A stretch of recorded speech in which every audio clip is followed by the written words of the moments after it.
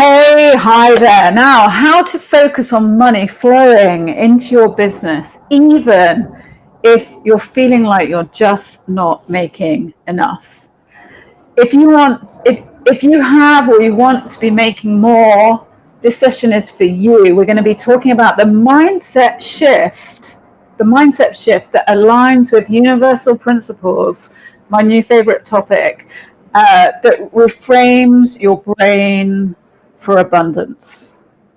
How does that sound? My name is Laura Chattington, and I'm here with Chrissa Valenti. And we're the founders of, hey Chrissa, we're the founders of Offer Accelerator Live.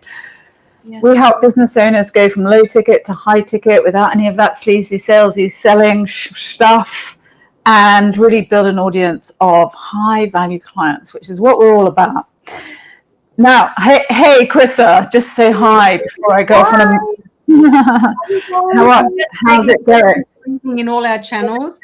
So sorry, say that again. I didn't quite catch what you're saying. Just making sure that we're streaming in all of our channels. We're streaming in all of our channels. Now, this is a bit of a personal, vulnerable moment for me, because I'm going to talk about a time in my life when I was actually a single mom. I'm still a single mom, but I was a single mom, and I was really uptight with money.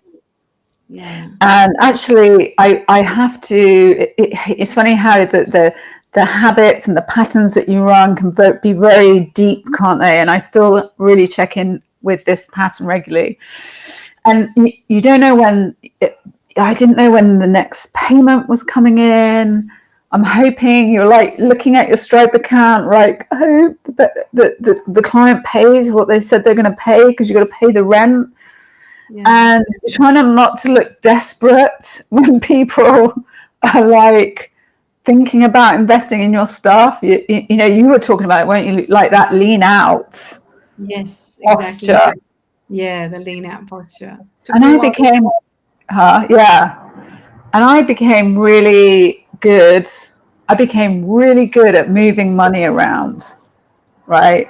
Taking money from there, putting it there, taking money from there, putting it there, you know.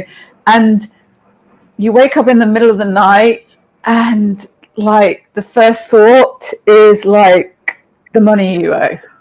Yeah. The credit cards, the people you owe money to. Have you ever been in a place when you're thinking like, is this going to change? Is this going to be my life? Is this how it is? Have I just got to accept this?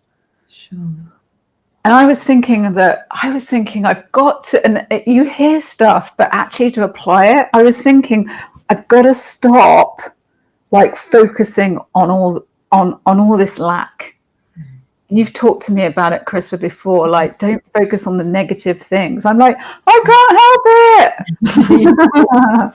Well, it's funny because, you know, I mean, lack is everywhere. I'll let you go and then I'll jump in a little while, but finish what you're saying. Yeah. So I was thinking, like, I've got to find a way to stop focusing on the lack, because focusing on the lack is going to attract lack. You attract what you focus on, right? So if you focus on lack, you're going to get lack. And that lack is literally shoved down. You know, when you start paying attention to it, it's like shoved down your neck by society. I don't know about you in Australia, Chrissa, but you know, we've got like government, we've got a new government, and they're like, the previous government made such a mess. There's like £10 billion worth of debt we didn't even know about. We can't afford anything. The health system is like, we haven't got enough money. Yeah. Teachers, we're not getting paid enough. TV's talking about unemployment rates. Politicians talking about budgets. There's like lack is everywhere we look. Yeah. And we're socially conditioned to focus on it as well, you know. It's well, it's in the paper. The paper. The people read the paper. So my kids are always like, "No, read the paper." I'm like, I do. But you're right. It's like lack is everywhere. It's everywhere you go. It's like the fear, isn't it? It's fear, it's lack. You hear Donald, I'm sure I'm not meant to be political on these things, but Donald Trump is like, we don't have enough if we're going to let all those immigrants, it's lack, lack, lack, lack, lack. Yeah, it's fear mongering, Yeah. And that fear mongering, those governments, that's kind of society fear kind of seeps into you, right? Yeah, absolutely. And lack is everywhere we look. Yeah. So what do? And if you want to know how to switch and focus on abundance, that's the key, isn't it? Focus on abundance and wealth and love. And even when you're feeling the pressure of lack, you're focusing on the abundance. Yeah. So that's what you attract, right? You attract the abundance. Yeah. It really comes down to because we're surrounded with so much negativity. If we acknowledge the fear and know that and become aware of it, and and recognize that many of us can come from a place of worry about money, especially during challenging times, as you were saying before. Acknowledging the fear, then you're able to have that mindset shift. It's easier said than done, though, Chris Valenti. Right? Easier said than done. Until I was having this conversation with a friend of mine, and she gave me a fantastic metaphor on how to get your head out of lack that you're focused on. Okay, because I'm kind of like, I can focus on abundance when abundance is around me, but sometimes it's hard to not focus on some of that lack. Until she gave me this metaphor that was about getting your head focused on abundance. Now, her name was Mel, and she said, think about a pond and a river. And a pond is lack. There is no way in, there's no way out. And the pond is, and it made me think of Hampstead. If anyone's in London, made me think of Hampstead ponds. There's no, it's like all festering. People swim in them in London. I'm just like, ugh. Pond is, it's dying, it's festering, and there's disease growing in it all the time. It's gross, right? Yeah. Whereas a river, it's flowing, it's clean, it's purifying itself, it's increasing its momentum, it's increasing its energy. And even if there's like a stick in the river that gets in the way, the river pushes it away without even trying. It's just that natural flow, isn't it? There's like no effort. There's no effort. And it's like this body of water that flows, and money is the river. And there has to be flow. And when it's not working, it's because you're taking energy. Like money is energy. If you sort of dial into that, money is energy. And when it's not working, it's because you're taking energy and you're focusing on holding on to the money, to the energy. Right? Does that make sense? It makes a lot of sense. So visualizing money as a river, not a stagnant pond. River flows, cleanses, it brings in new energy, whereas a pond is stagnant and really unhealthy. So and you're taking your energy, trying to hold on, holding on to that energy in the pond. And when you try harder to hold on to the energy, what happens is that it doesn't flow, and it's basically killing it. It's like bad energy after bad energy, and nothing can come out of that container. But when you think about rivers, I live near a river. I'm thinking about them all the time. In order for money to come to you, you have to let money flow away. Exactly. So when money comes in, money goes out, and it's intentional.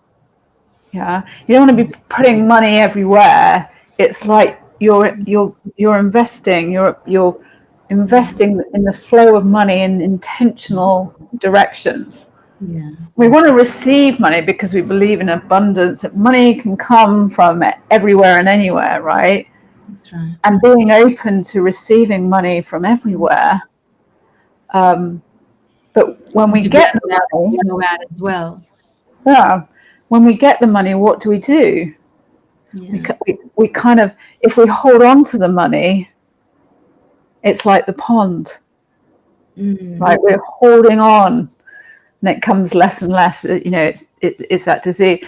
But if the water flows in the river and it continues to flow like the money, that image for me, like, you know, when you've got like a really vivid image in your head of this river where abundance is flowing in from and money is flowing in from lots of directions, and you're totally relaxed and cool and intentional about the money flowing out of your business and your life. Yeah. That that really gave me a shift in the way I thought about money and energy and flow. Oh, it's great to see you, to hear you speaking like this, Laura, you know, using that incredible metaphor about the river and the pond is amazing. But also how you said, you know, giving money intentionally, you know, about being intentional about where we spend and give our money. This intentionally keeps the flow of abundance going, you know, going out, coming back in, instead of having areas of stagnation, holding on to them, coming from a place of lack and fear.